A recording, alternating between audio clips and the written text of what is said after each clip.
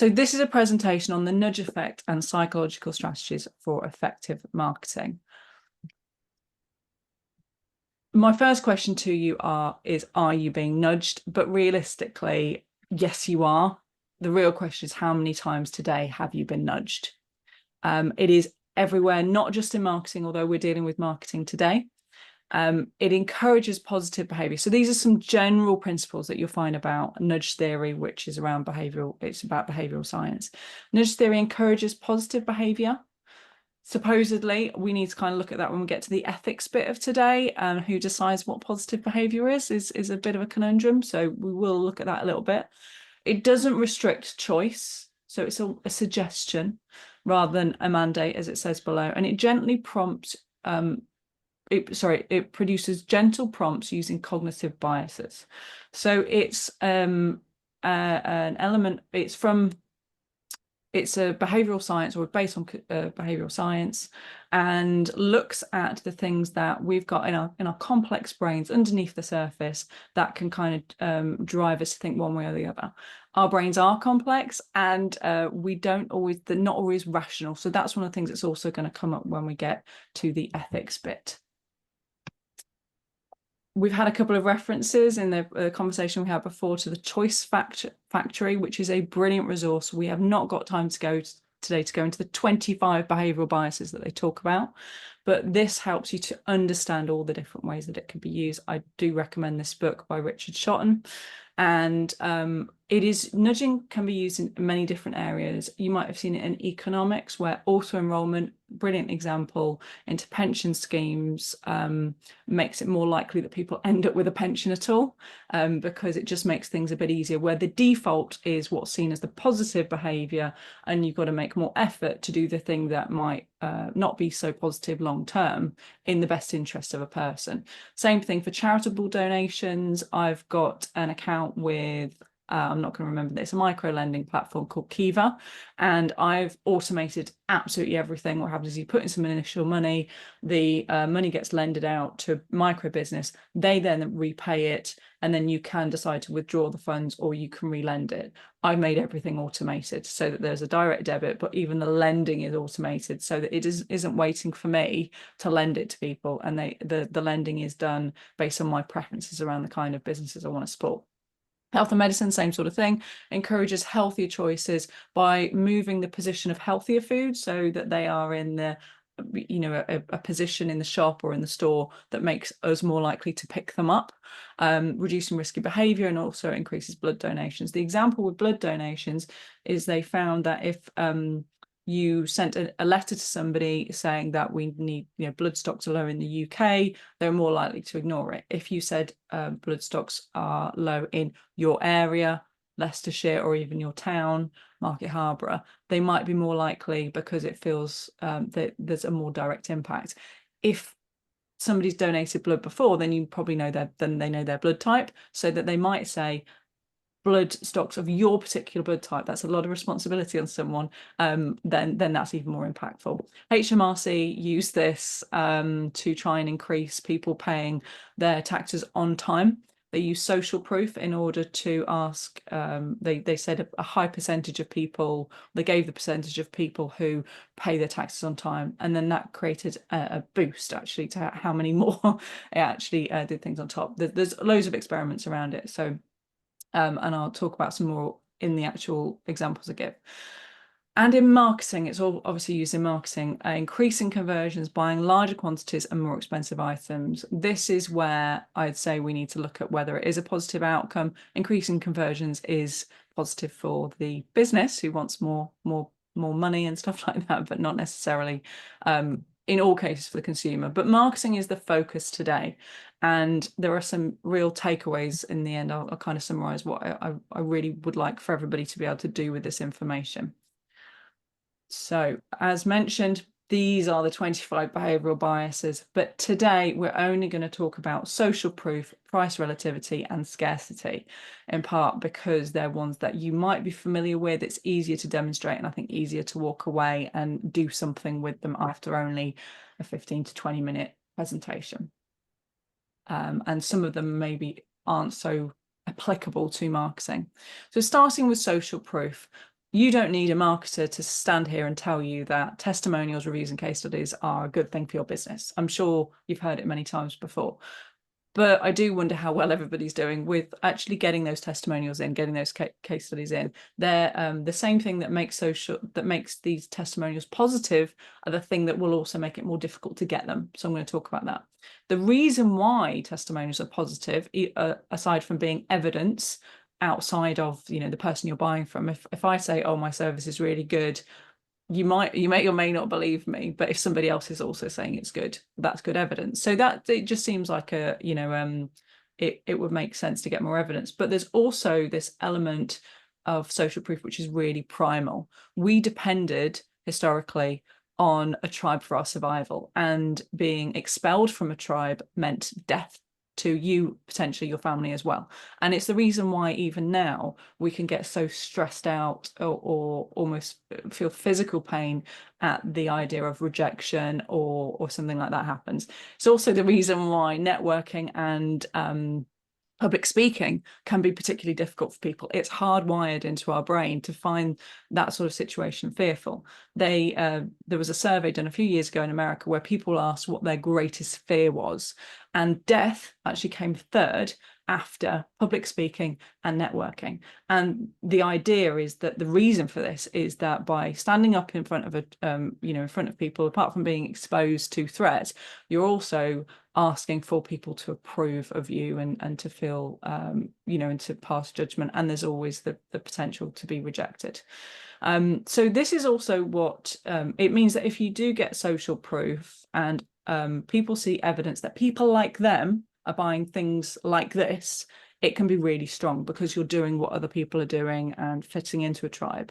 But it is also what can make it more difficult to ask for a testimonial, because you're putting yourself in a position where somebody might not give you positive feedback, and that will hurt. So to get more testimonials, this is kind of dealing with both sides of, it's two sides of the same coin. Try and automate the process to reduce your own resistance. Even if you think a customer is really, really happy, it can sometimes be really hard to ask for a testimonial. So can you automate it, build it into your invoicing process so a link automatically goes out? Or even better, ask for somebody like a VA or another person in your organization separate from you to automatically go and ask for feedback, so that you're not involved in the process. It also might be easier for the other person, because if there is negative feedback, they might be more likely to give you honest, constructive feedback that you can do something with. So somebody else, an external party, can make it a bit easier. You can also make it easy for the recipient by providing multiple choice and state how easy it is. It'll take, there's 5 questions, it's multiple choice, it'll take no longer than 5 minutes, and you can always build on it from there. The fact is, the reason why testimonials and all that is really helpful to the sale is it usually comes at a critical stage in the buying cycle, which is when somebody's making the evaluation. They've read the information, they've read the benefits, they've read the pricing, everything else. And then normally when they're looking for the testimonials, and you see this in stage it's usually towards 3/4 of the way through a sales page, for example, or a process. It's when this evaluation and when objections come up normally for people. So if you can counter any objections that come up at that stage in your testimonials, it's even better. So find out what the objections are that your customers might have, and try to make sure that the testimonials do actually include a reference, as in, I was really concerned that this would take a really long time, but I didn't need to worry because the process was really quick even. Or originally I thought it felt like a lot of money, but my return on investment has been brilliant, that sort of thing. The fact is, most people don't actually want to write a long, complicated testimonial, and 9 times out of 10, they'll either refer to an individual person who then might leave your team, or they won't include the information you want. And most people are quite grateful if you provide the kind of an outline or an example of a testimonial that you want. So don't worry about being involved in that process. Ask for a testimonial and say, do you know what? Based on the multiple choice that you filled out, I think that I can we put together a testimonial based on that. Would you mind putting your name to it if you agree to it, or something like that? So everybody kind of wins, because the fact is, we all know people ask for testimonials and reviews on TripAdvisor, and we often as consumers only do it when we're not happy, which is a shame because there's some brilliant service professionals out there who have not got the recognition they deserve. So you could always write the testimonials for somebody to sign, and everyone's probably happy. So just be very careful with this social proof, and this applies with most behavioral biases, or most of the ones that we'll go through, is that it can backfire. If you write the behavior that someone's conducting that you don't want, then that will only encourage it in other people. Wikipedia did this, where for years they were saying, we're not getting enough money, not enough people are investing in us, or not enough people are donating, and we're really, in dire straits and everything. So unfortunately, all that was telling people to do was, well, okay, nobody else is giving money, I'm not going to either. So be really careful that you only talk about the things that you want to encourage. So that's social proof in a nutshell. Price relativity. This is a little bit more complicated. So we make decisions based on our comparisons to other brands, often to other brands in the same category. Anchoring is a perfect example. It's kind of like it's actually a separate behavioral bias, where if you see, we're anchored to the first price we see. So if you go into a shop having seen, a more expensive item in the shop window and everything is cheaper, relative to that first expensive item, everything else can seem reasonably cheap. Whereas the other way around, it can backfire and make you think, oh, actually, I've been misled. That's not representative of the price in here. Things are actually more expensive. Realistically, they're the same price. So that's something to really to be aware of.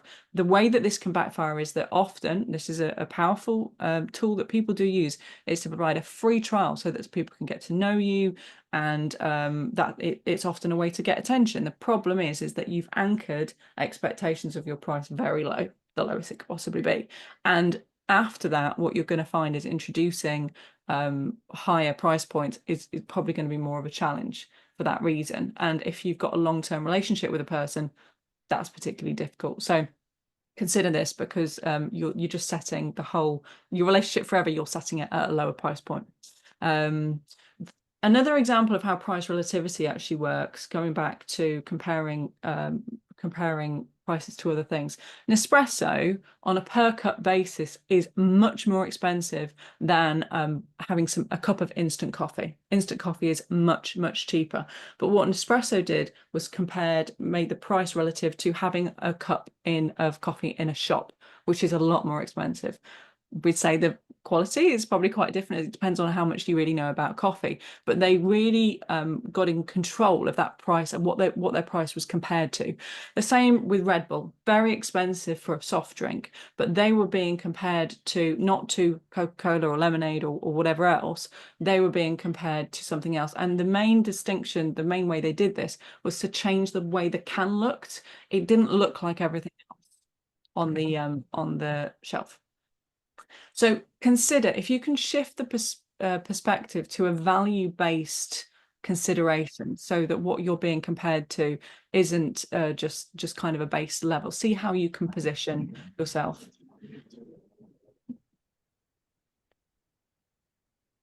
And consider, what do your customers value and what is that worth to them? I've just done a whole load of videos on value and value pricing. A brilliant resource for doing this activity is looking at Bain's values pyramid. So this is the B2B version, which is going to be relevant to most of the people here. There is also a B2C version, which is a little bit different. It looks a lot like Maslow's hierarchy of needs, where at the bottom you've got the more functional, like base level that needs to be ticked off for somebody to kind of move up the scale.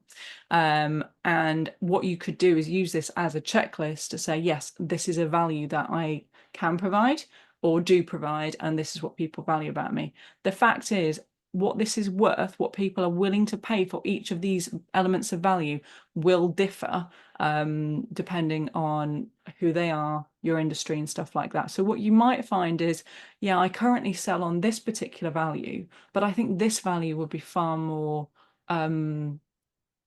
valuable, for lack of a better word, and people would be willing to invest more. So actually, maybe I should change how I position what I provide.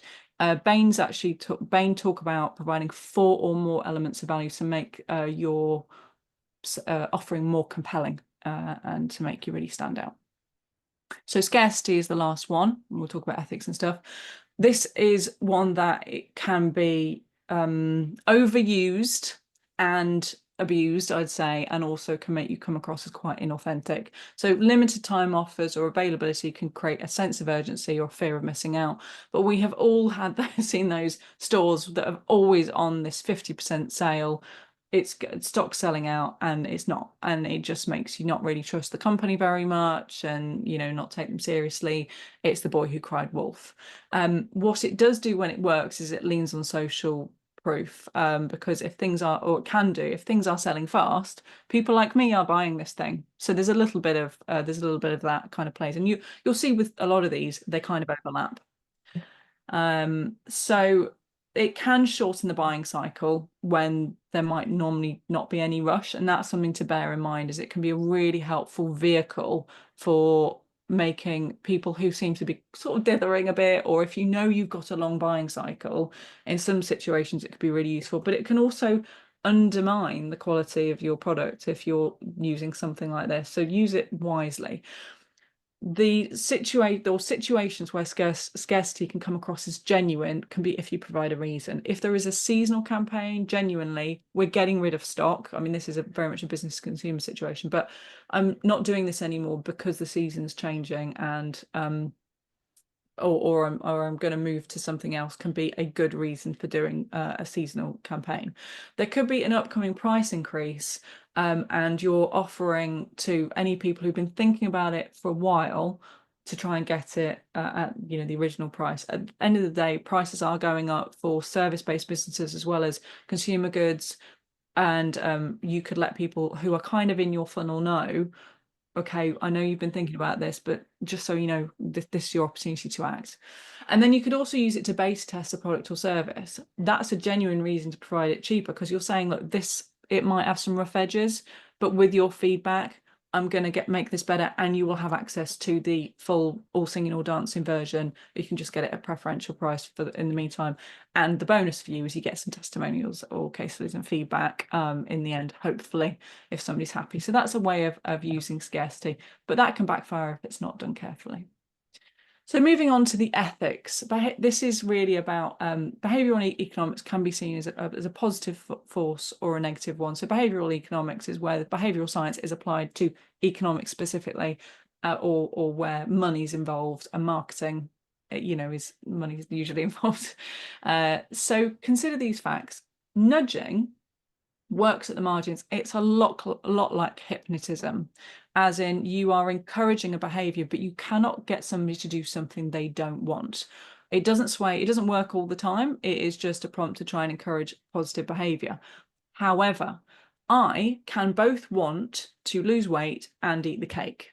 I can both want to save money and get that lovely new coat that I've just seen come out. And different parts, we are complex beings.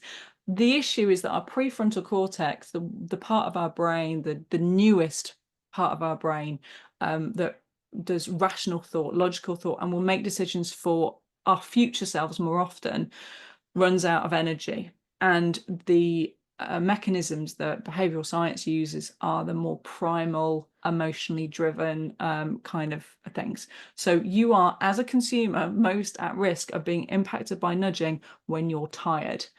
This is a good reason to stay off Instagram at 11:30 at night, because it's something that may not have affected you earlier on in the day, because you'd be able to go, no, I'm not doing that because I've made this decision for my future self, for future Jessica. You might not have the willpower to stop. That's the reason why people often might buy things when they've been drinking a little bit as well, because again, that older primal part of your brain is there. So that's the ethics. The fact is, no one's getting you to do something that you don't want to do, but you can want to do several different things for different versions of yourself. So that's something to kind of consider. Does that make it not ethical? It's a grey area. Give people choice. Consumers are also intelligent. They will vote with their wallets. I talked about these situations where these things don't seem that authentic. Scarcity is a great example. So it will backfire if you don't use it in an ethical way anyway. People know if they're being manipulated. The main thing I want for you to know is that these things will be all of the different behavioral science nudges will already be impacting how your marketing is going. So it's worth being aware of them because you could be impacted by a backfire. The example being the free sample that I gave, or something like that. So one of the main reasons to know more about this stuff is because it's probably already impacting your marketing, but also your competitors probably using it as well. So that's a really good reason to know whether you decide to use it in other ways or not. At least be aware of the fact that it might be backfiring. So thank you. That's it. I'd love if you would, if we're not already connected, if you could connect with me on LinkedIn. This is my name. And if you want some follow-on resources, we have a lot more along these lines. So there's a marketing funnel assessment, the Ideal Marketing Minute weekly email, which covers things like nudge theory, values, and stuff like that. There are also downloadable guides, including how to attract your ideal customers, how to create a marketing plan, and a website confidence checklist there. So just go to the URL at the end, idealmarketingcompany.com/resources. Now we've got an opportunity